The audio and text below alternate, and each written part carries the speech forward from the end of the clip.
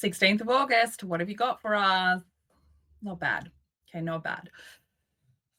12:14 a.m. This is a nice aspect. Okay, like this is the moon in Taurus. It likes it there. This is Jupiter in Cancer. Cancer is ruled by the moon. This whole aspect's kind of ruling itself. Okay, this might have you really kind of dreaming of some nice, like relaxing sort of stuff. If you maybe a holiday, maybe like how you need to do some self-care. All right, great time to be doing some self-care. Right before you go to bed, absolutely be doing some self-care.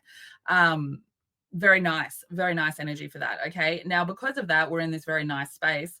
We're not going to like this 1:59 a.m. moon opposition to Lilith. Okay, Taurus and Scorpio are opposition energies. Taurus likes to stay on the top. Scorpio likes to find the secrets down the bottom. So this is kind of the energy of we're in that nurturing self space. And then we get this one and we kind of go, hey, we need to let some of this rise to the top, some of this shadow rise to the top. We need you to really understand the secrets that you hold in regards to fears of being misunderstood, in regards to feeling guilt and shame. And we need those things to kind of rise to the top here, because this tug of war, this kind of inability to be able to embrace these polarities is what this aspect wants to show up. Okay, now this can be a little bit triggering, so you may be having dreams of the past. You know, Scorpio ruling over the reproductive system, so this could be like some stuff coming up in relation to like gender issues or like SA, stuff like that, because we are rising to the top, right? Now, the reason why we're seeing this kind of battle energy between these two things, between like the outside and the inside, between like the, you know, the external and the internal kind of spaces, is because we are being asked to be curious about this sort of stuff, right? This whole energy system that we're on at the moment, this journey that we're all on collectively, it is about healing wounds, right? It is about finding your true self. And so there is a lot of these energies that are going to come up that are going to ask us to face these things. Now, the positive of this is that when we get these two semi-squares afterwards with Saturn and Neptune, that's really gonna put it to this Taurus moon that's very fucking stubborn, right?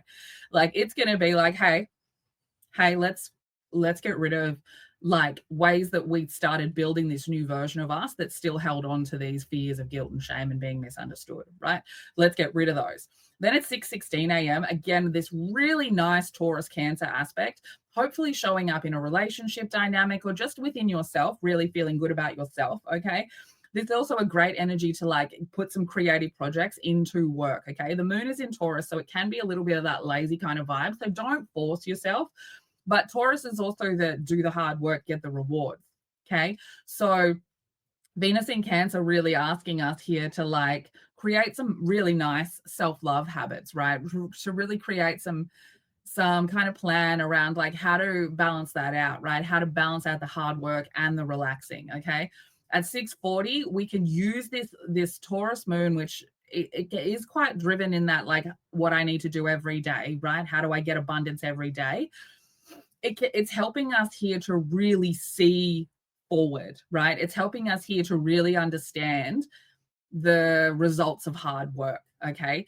And so then that's going to cause this little bit of stress around 10:14. Okay, like something's going to kind of trigger a little bit of maybe anxiety, maybe something just a little bit irritating that you need to move past in relation to probably speaking your mind, right? Probably having something heard that you haven't said in a really long time because there was a concern of like what other people would think about it. So that's energy is kind of asking you to just say the fucking thing, right? And then when you do say the fucking thing, we move on to this 11:18 a.m. stunning again, where we get this positive aspect with forward movement and where we're going. And this is like putting the things into plan, right? Putting the things into a list, right? And this is really being able to understand Venus is representative of work, right? But it's also representative of relationships, of partnerships, of contracts, right? So this is really a great energy if you're signing a new contract in the future. This is a great energy for applying for jobs, okay? This is a great energy to put your creative project out into the world that you want to have as a future goal. Okay. Now, 3:12, this is a doozy. I don't even use that word, but it really can be, right? The sun is in Leo, the moon is in Taurus, stubborn. Okay. Very stubborn. So this sun in Leo it wants to express itself, right? Like it wants to really show up. It kind of wants to be a little bit dramatic and weird, all right? And the moon in Taurus has got no friggin' interest in that. It's like, I'm doing it my way. That's how I'm doing it. And so these energies could really be like you put your idea into place and then you're going to face a little bit of conflict because of that. All right. And this could bring out a lot of stubborn, egotistical communication. And this can really be like a denial of truth under these two energies. Okay. Because both Leo and Taurus do struggle to have a deep connection with emotions, especially that Taurus energy can struggle to have a deep connection with being able to overcome guilt and shame and being misunderstood. Okay. So that 318 aspect is asking you to put your thoughts in order, okay, to really see whether or not you are speaking from a place of wanting to be heard, or whether you are speaking from a place that's more controlling, right? Like, am I using words that people are going to like? Am I saying something that I think is going to be perceived as perfect, or am I speaking my truth?